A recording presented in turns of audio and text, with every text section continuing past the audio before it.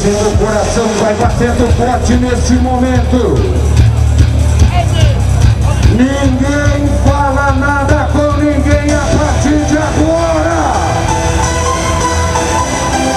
Deus não escolhe os capacitados, Marco Poli, mas Ele capacita os escolhidos.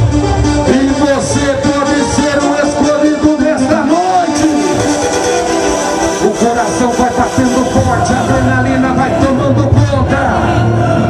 O Tom também já está agarrado nas correias. Ele não veio aqui de brincadeira. É um trabalho sério. Você pensou no seu próximo, Marco Poli? Vai daí que eu tô na tua garupa. Eu quero te ver aqui do lado de fora. Vem pro ringue gladiador da era moderna. Já pode preparar as câmeras. Já pode ir preparando os flashes.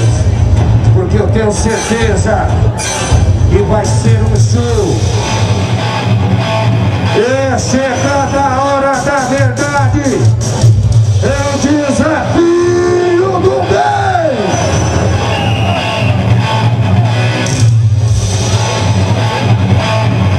Na pressão, na pressão, na pressão, na pressão.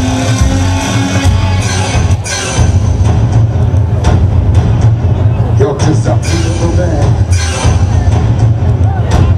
Pediu a porteira, abriu a porteira, mandou a gaiada lá. Ai, ai, ai. É o DR. É o DR. É o DR. Parabéns, Tom, pelo animal. E parabéns, Marcos, pela sua iniciativa. Fica por aí então, Eleodora, os termos dos nossos trabalhos na noite de hoje.